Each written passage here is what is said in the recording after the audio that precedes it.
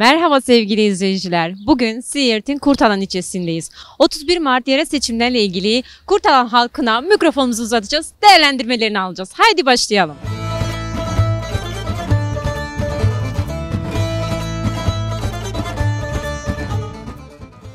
Sizi tanıyabilir miyiz? Naman Cangir. Namet Bey, ne zamandan beri Siirt Kurtalan'dasınız? Vallahi 50 sene oldu. Peki şu an siz Kurtalan'da neler görüyorsunuz? Nasıl nereye görüyor? Yani buranın suyu olsun, yolları olsun. Burası barabattı, suyu yok. Bir hafta bir sefer suyu geliyor, başka yok. Su yok. Peki yerel seçimler geliyor. Yerel seçimlerle ilgili ne düşünüyorsunuz? İnşallah biz kazanacağız. Siz? Dem olarak. Peki çok teşekkür ederim. Sağ ol, Allah razı olsun. Nevzat Bey, ne zamandan beri Kurtalan'da yaşıyorsunuz? 15 yıla yakın Kurtalan'da yaşamaktayım. Kurtalan'ın şu an en büyük sıkıntısı su sorunudur. Bu yıllarca dile getirdiğimize rağmen bu su sıkıntısı hala giderilmiş değil. Şu an Kurtalan'ın en büyük sıkıntısı su sorunu olarak görülmektedir. Şu an mevcut olan bir kayyum sistemi var Kurtalan'da. Onun için bize neler söyleyebilirsiniz? En büyük sıkıntı kayyumdan kaynaklanan bir sıkıntı. Hala bu Kurtalan halkı bunun çilesini çekiyor yani. Peki yerel seçimler geliyor. Yerel seçimler hakkında neler düşünüyorsunuz? Yerel seçimlerde işte birinci parti olarak demin ön plana çıktığını görüyoruz. Anket sonuçları olsun, yani saha çalışmaları olsun. Gözlemlediğimiz kadarıyla demin ön plana çıktığını görüyoruz. Peki güzel dönüşler sağladığınızı söylediniz. Yüzde kaçlık bir dilim almayı düşünüyorsunuz? %80. Peki çok teşekkür ederim. Ben teşekkür ediyorum. Çok sağ olun. Peki siz burada yaşayan bir birey olarak Kurtalan hakkında bize neler söyleyebilirsiniz? Hakkında su sorunu var. Bu su sorunu çözülmesidir. Parktır, engellilerdir. İnşallah DEM Parti'nin bu sefer seçimi kazanarak bu sorunları, su sorunu ve yaşlı bu sorunları bitirecektir. Peki mevcut olan şu an kayyum var biliyorsunuz Kurtalan Belediyesi'nin üzerinde. Şimdi kayyumun bellidir yani yapacağı. O da belli kişilere iş yapıyor. Herkese iş yapmıyor. O yüzden Yani adam kayırmalar kayyumdan memnun değiliz.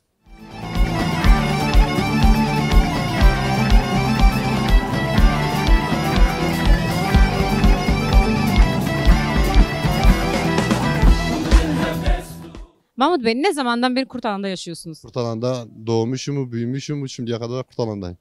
Peki şu an mevcut olan hizmetler hakkında bize neler söyleyebilirsiniz? Hizmetler hakkında zaten görüyorsunuz. Bizim ekleyecek bir şeyimiz yok zaten. Suyu yok, yok. Evleri görüyorsunuz. Burası çarşıdır. Kurtalan merkezidir. Herhangi bir şey yok. Mesela dikkat edin, Kurtalan'da sanki 30 yıl önceki aynı ile şu anda aynı. Herhangi bir değişen bir şey yok. Bu asfalt da dün yapılmış. Burası da bozuktu, dün yapılmış. Bu kadar. Yani şu an bir göz boyama şeyine girdiklerini Yani söyleyebiliriz. Seçim için göz boyama şeyi olmuş. Hani odur. Kayyumlardan memnun olmadığınızı dile getirdiniz. Kayyumlardan memnun değiliz. Kayyumlar çünkü hizmet yapmamış. Hiçbir şey de yapmamış. Hiçbir hizmet yok. Yani belediye şu an burada belediye var yok belli değil. Kimse bilmiyor. Hiçbir şey de hani gerçekten de Kurtalan bayağı geridedir şu an. Bu kayyum yüzünden. Dair Bey, ne zamandan beri Kurtalan'da yaşıyorsunuz? Vallahi 35 yıldır ben Kurtalan'dayım. Peki Dair Bey, şu Kurtalan'da yaşayan bir birey olarak bize neler söyleyebilirsiniz? Vallahi sorumuzu yani Kurtalan'ın milletin için su lazımdır. Millet çok perişandır yazın. Su yok, bir şey yok. Millet yani köylere gidiyor yani su alıyor yani. Bazılar arabaları var, bazılar arabası yok. Öyle perişan kalıyor yani. Durum bu. Enver Bey, ne zamandan beri Kurtalan'da yaşıyorsunuz? 92'den beri Kurtalan'dayım. Peki burada yaşayan bir birey olarak bize neler söyleyebilirsiniz? Birey olarak şunu söylüyorum ben. Kurtalan'da çok sorunlar var. Mesela Kurtalan'ın en büyük sorunu su sorunu. Yazın bazı evlerde mesela yüksek olan yerlerde 15 gün su gelmiyor. Yani yerel yönetimlerde kim seçilir seçin öncelikle bu yerel halkın hizmetinde olması lazım.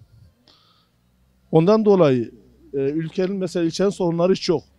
Öncelik olarak bir gençlere bir etkinlik alanı, sosyal etkinlik alanları yaratılması lazım. İkincisi bazı mesela taziyeler oluyor. Bazı insanların durumları iyi değil. belediye olarak bu yerel yönetimlerde kim seçilirse seçilsin bu taziyelerin açılması lazım. 3 günlük aş, yemek ihtiyaçları karşılaması lazım. Merhabalar, sizi tanıyabilir miyiz? Adım Eser. Eser Bey, ne zamandan beri burada yaşıyorsunuz? Ben doğma büyüme Kurtalanlıyım. Tabii ara ara çıktık üniversite için. Daha sonra geri geldik. Şimdi burada reklam işi yapıyorum, gazetecilik yapıyorum. Meslektaşız. Peki Eser Bey, burada yaşayan bir birey olarak bize neler söyleyebilirsiniz? Yani şey olarak mı, seçime yönelik olarak? Hizmetler olsun, seçim olsun, Yani hizmet beklentileriniz olsun.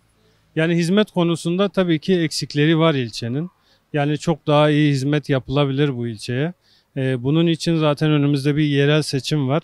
İnşallah bu yerel seçimde seçilecek başkandan isteklerimiz var. Tabii bunları partiler gözetmeksizin söylüyorum. Yani Kurtalan'ın en büyük sorunu su sorunudur.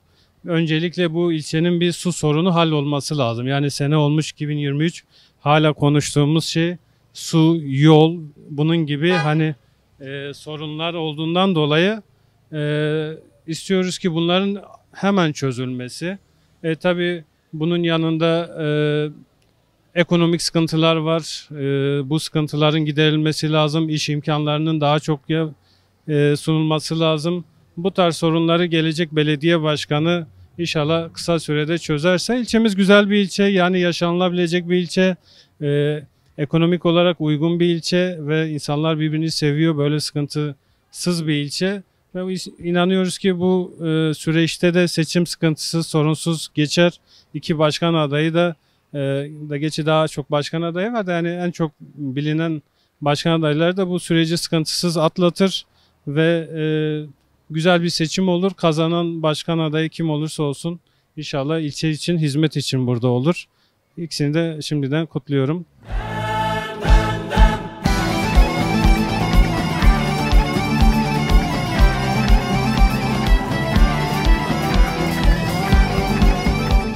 Evet sevgili izleyiciler, bugün Siirt'in Kurtalan ilçesindeydik.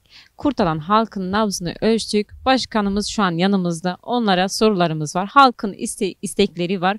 Onları yöneteceğiz. Merhabalar. Merhabalar, hoş geldiniz öncelikle değerli basın emekçileri. Ali Rıza Bingöl ben. Doğma büyüme Kurtalanlıyım. Yaklaşık kendimi bildiğim bileli siyasetle uğraşıyorum.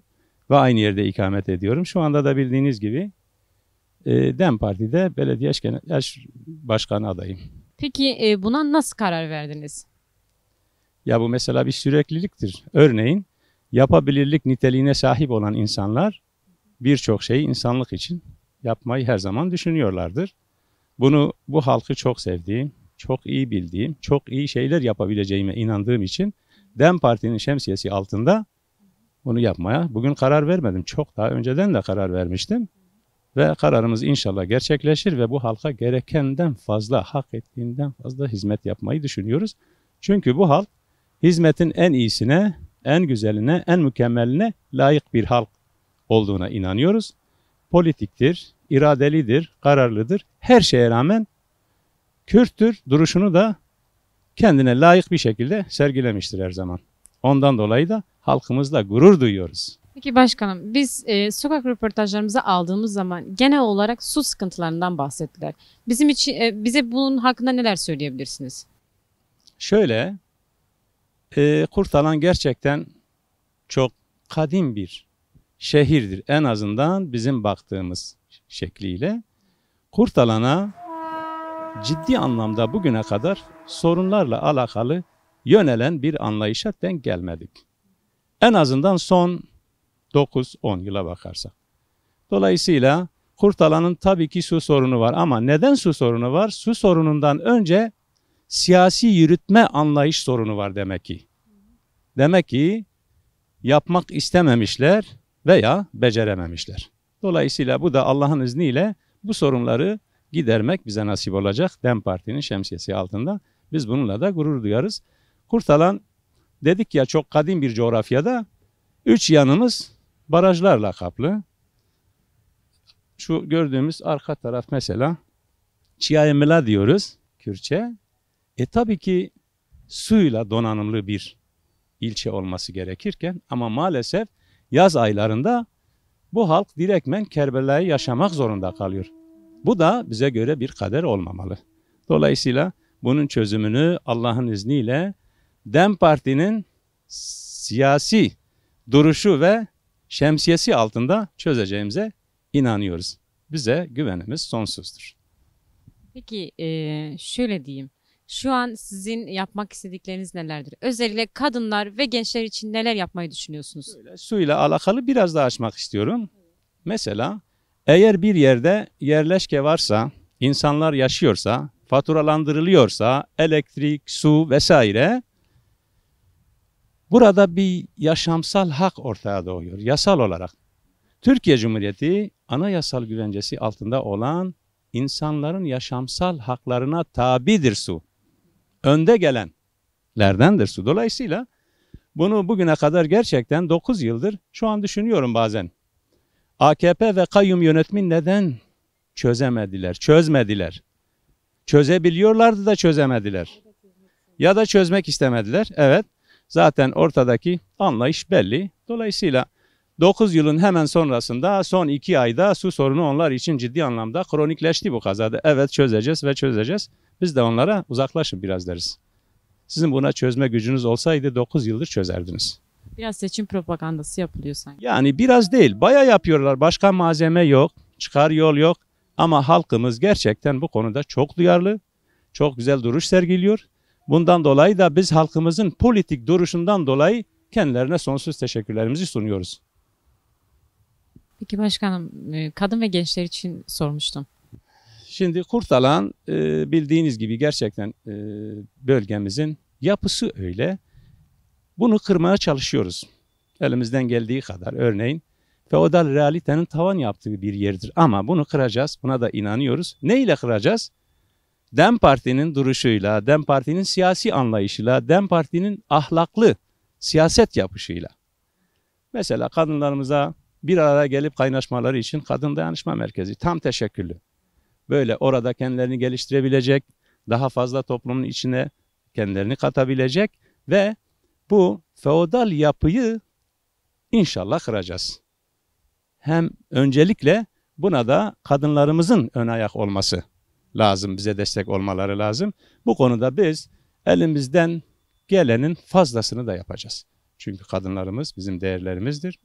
Gerçekten Jinjiyan Azadi olmazsa olmazlarımızdandır. Bunu biliyoruz. Evet.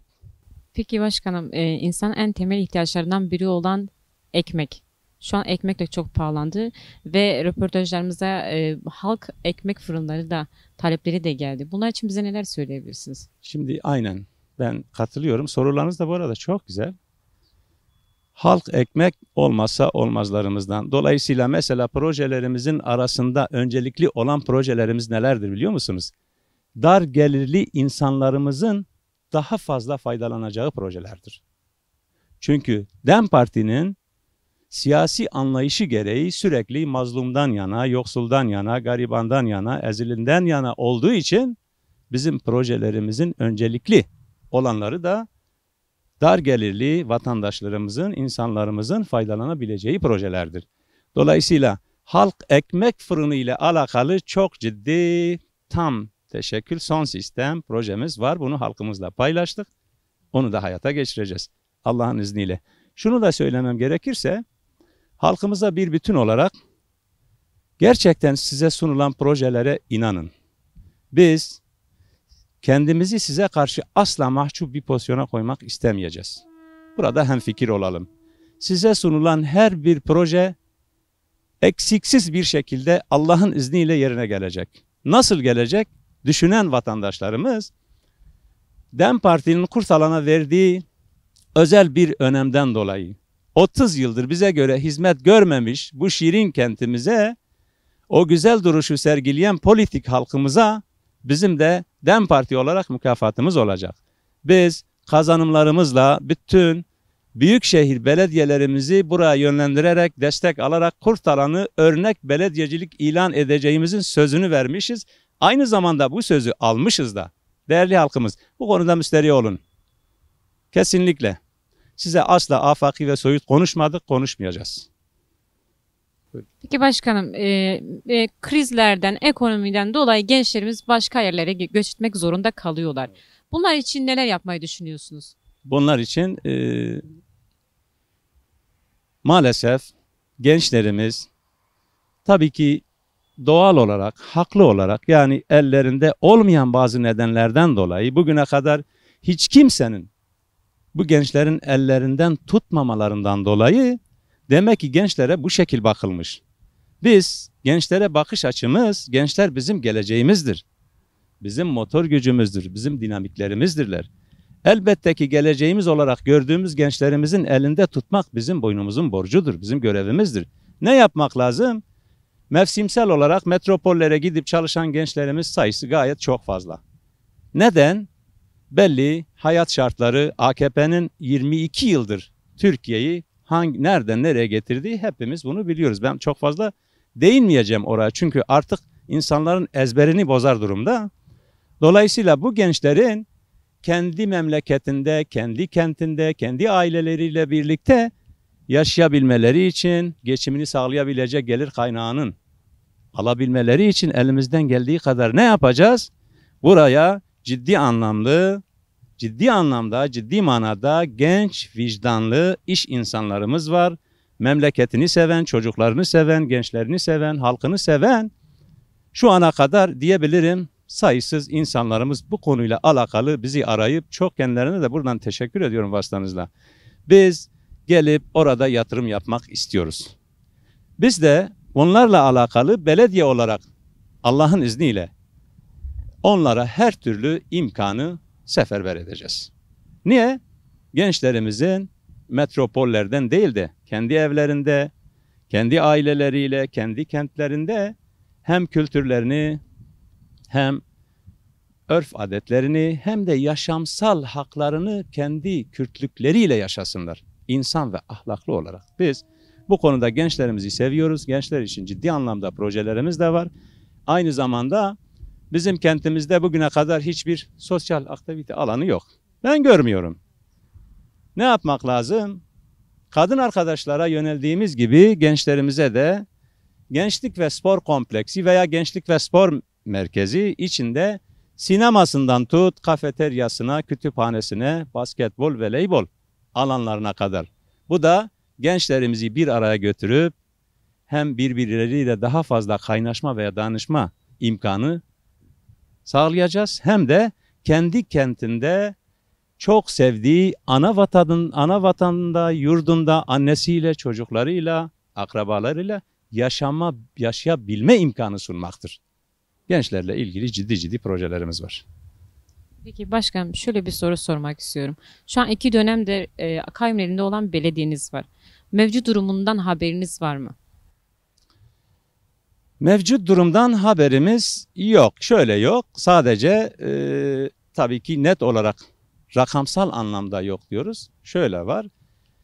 Kurtalan nüfus oranına göre Türkiye'nin en borçlu belediyesine sahiptir diyebilecek kadar haberimiz var. Evet. Kurtalan'ın ciddi anlamda son 9 yıldır yani Kurtalan nüfusunun bir 5 katı daha bunu taşıyabilecek kapasitede olmadığını, o kadar belediyeyi batak ve borç altına koyduklarını biliyoruz. Ha buna karşılık ne yaptılar? Gözle görülür bir şey yok. Sadece bu şehirde bir altyapı diye dillendirdiler. İşte altyapıyı çözeceğiz vesaire. Aynı zamanda uzun bir zamanda altyapı çalışmalarından dolayı birçok insanı da rahatsız edildi. Halk rahatsız oldu çalışmalardan dolayı. 50 yıllık altyapı yapıldı diye halka deklare edilirken bugün 3-5 yıllık yapılan altyapı eğer bir basınç esnasında 15-16 yerde patlayabiliyorsa bu sorunun gidermesi değil, sorunun tamamen gün yüzüne çıkarılmasıdır. Sorunun yeniden yaratılmasıdır. Eskiye dönüş bile imkan yok. Asla biz bu sorunu da bunun da farkındayız. Allah'ın izniyle köklü olarak çözeceğiz. Nasıl çözeceğiz? DEM Parti'nin farkıyla, DEM Parti'nin duruşuyla, DEM Parti'nin siyasi ahlakıyla. Şunu da zaman zaman diyoruz. İnsan istiyorsa yapılır. Yapamayacağı hiçbir şey yok. Biz Allah'ın izniyle belediyeyi kazanıp oraya geldiğimizde kendi duruşumuzla, kendi ahlakımızla, kendi ilahi adaletimizle birilerine siyasi ahlak dersi de vermek isteyeceğiz aynı zamanda. Bu halk bu kadar unutulmamalı. Bu halk bu kadar yok sayılmamalı. Biz bu halkın sayesinde ayaktayız ve halkımızı seviyoruz. Lütfen halkımız da halkımızı seven insanlara, seven partisine dört bir elle sarılsın. Ki şu anda öyle bir sıkıntımız yok. Peki başkanım, siz Kurtalan halkına ne söylemek istersiniz? Kurtalan halkına şunu söylemek isterim sizin vasıtanızla. Değerli halkımız, zaman zaman bunu dile getirdik. Yine söylemekten fayda görüyorum. Bakınız şu anda Kurtalan'ı yönetmek isteyen anlayış ilk yaptığı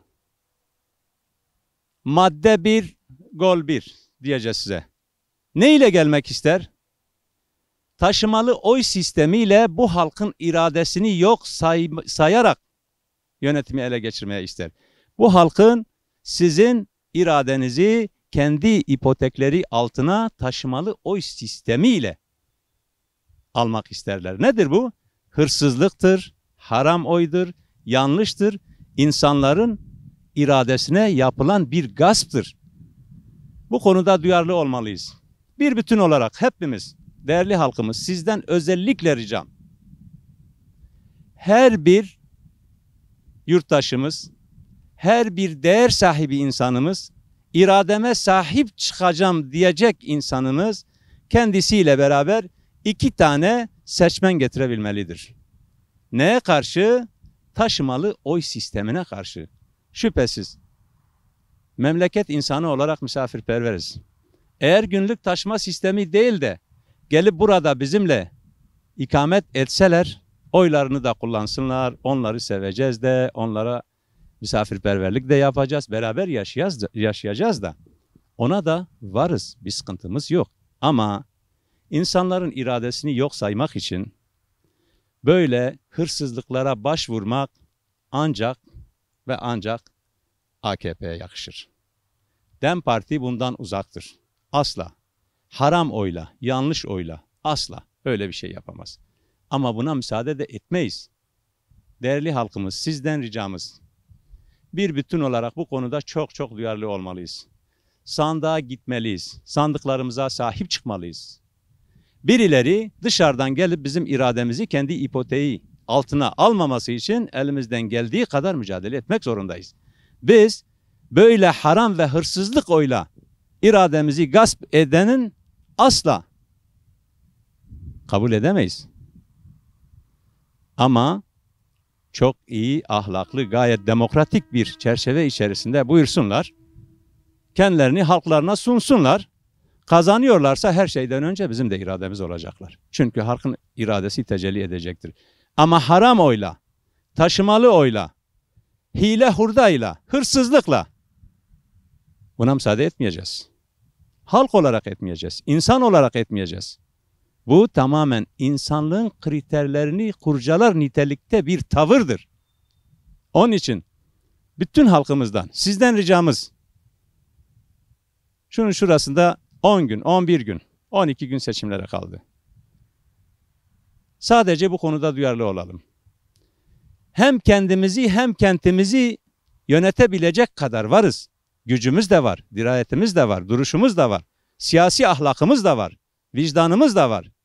Bunu yapabiliriz ve yapacağız. Hep beraber şu anda gasp altında bulunan Kurtalan iradesi, kayyumu sandığa gömmeyi bileceğiz. Buna hep beraber var olmalıyız. Bundan dolayı başta bunu dile getirmedim. Çok değerli halkımız, şu anda mübarek Ramazan ayını idrak ediyoruz. Mübarek Ramazan ayının fazileti, rahmeti, bereketi hepinizin üzerine olsun. Özellikle mazlum ve hak sahibi, halka saygılı olan bütün insanlara Cenab-ı Allah fazilet ve bereketini nail eylesin. İslam alemi için, Müslümanım diyen herkes için hayırlı uğurlu olsun. Peki başkanım, eklemek istediğiniz bir şey var mı? Kurtalan halkını seviyoruz, partimizi seviyoruz. Söylemlerimizin arkasında duracağız. Yapabileceğimizden de şüphesiz eminiz, kendimizden, Halkımız da bu konuda bize güveniyor. Onun için herkesi saygıyla, sevgiyle selamlıyorum.